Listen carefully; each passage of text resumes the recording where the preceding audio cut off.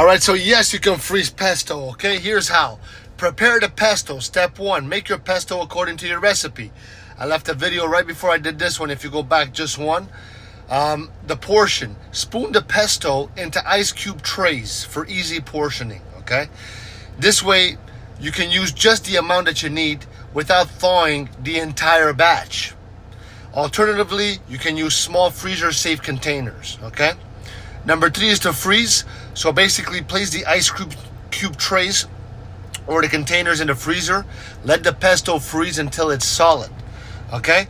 Number 4, transfer. Once frozen, pop the pesto cubes out of the tray and transfer them into a freezer bag or an airtight container.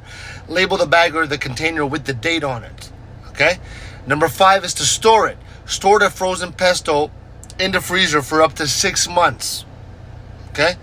When you're ready to use it, you can thaw the pesto in the refrigerator overnight or add it directly to hot dishes. So freezing pesto preserves its fresh flavor and makes it easy to use in various recipes, okay? I love pesto.